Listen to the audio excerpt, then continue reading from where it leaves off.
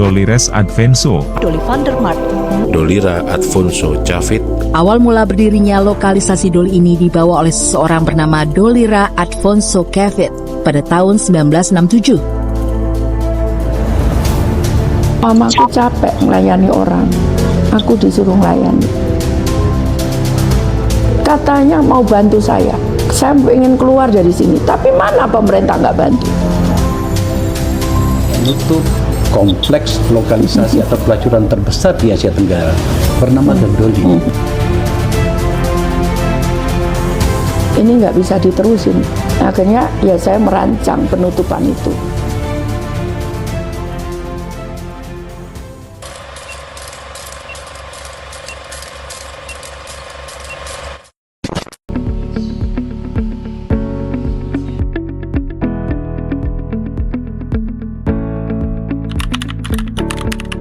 Yang pasti tempat sini punya sejarah tersendiri, tanda kutip tempat eks lokalisasi, dan setelah ada penutupan itu otomatis sebagai jawaban dampak dari menurunnya ekonomi warga sekitar sini, ini salah satu jawaban pemerintah kota untuk membuat pelatihan-pelatihan yang sifatnya agar ekonominya warga sekitar sini bisa bangkit lagi. Belajar batik itu pada umumnya tidak bisa secara singkat, jadi harus berkelanjutan.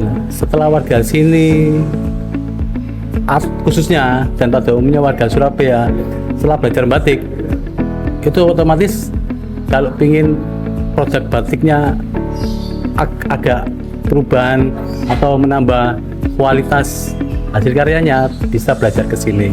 Itu tujuannya rumah batik didirikan. Ada program padat karya. Program padat karya itu seperti mencetak wira swasta baru yang pengen mempunyai usaha sendiri. Kalau suka sama kriya atau kerajinan-kerajinan, ya salah satunya bikin batik ini. Saya kok pingin belajar batik, tapi tempatnya kok jauh, harus ke Jogja atau Solo. Oh, ternyata di Surabaya ada. Mungkin dari situ dia timbul keinginan belajar batik. Itu nanti kelanjutannya terserah pengunjung sendiri. Cuman kalau belajar di sini, kita kenalkan media yang kecil agar pembelajarannya itu lebih mudah diterima. Karena belajar batik di sini itu yang pasti belajar batik dari step by step. Dari mulai awal kain putih sampai jadi sebuah potongan batik. Ya, semoga rumah batik ini bermanfaat bagi siapapun yang ingin mencoba keberuntungannya dalam memulai usaha batik lah. Tahun 2017 saat pindah sini baru mengenal batik. Saya akhirnya belajar sedikit demi sedikit bisa. Paling susah ini saya kira mencanting, karena pekerjaan itu lama-kelamaan kalau nggak ditekuni itu saya rasa kurang abdul di hati ya. Kalau memang ditekuni itu memang benar-benar nyaman. Kalau bahkan contohnya sampean aja sendiri, kalau nggak suka batik pasti bosen, tapi kalau sampean seneng batik nyaman. Pelajaran hidup ini karena dulunya tidak mengenal batik, sekarang mengenal batik, sehingga misalkan untuk ketok tular, untuk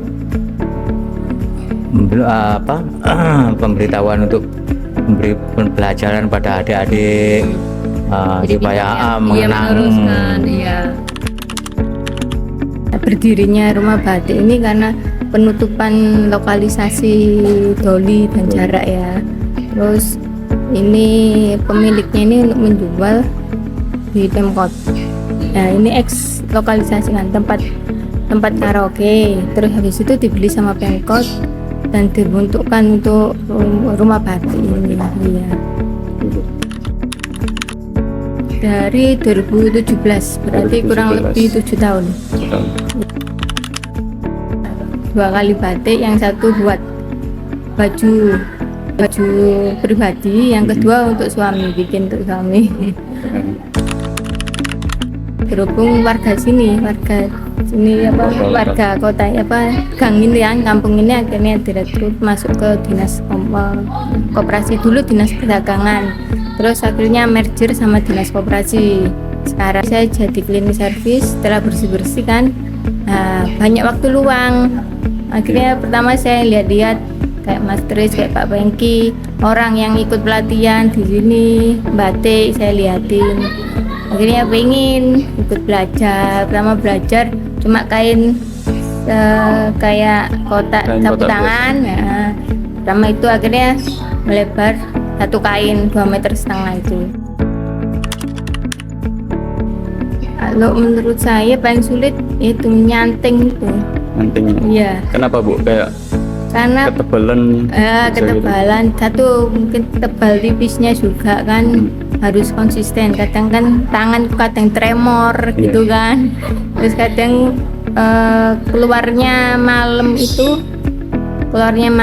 kadang lubangnya ada yang langsung kadang bleber ya, itu susahnya di situ. Biar konsisten garisnya, biar konsisten sama semua kan kadang nggak bisa. Tangan kita kalau tremor gitu kan pasti langsung melampaui batasnya, itu tuh garisnya itu kan kadang gitu. Nah itu yang paling susah. Sama penculupan warna, kadang warna itu nggak pengennya warna apa, kadang tidak sesuai ekspektasi gitu, munculnya warna jadinya warnanya. Jadi hasil akhir warnanya? Iya, kadang gitu beda. Pertama pasti karena kebutuhan rumah tangga, karena saya ingin membantu perekonomiannya keluarga. Ya suami, bantu suami. Kedua saya juga ingin biar ada kesibukan lah.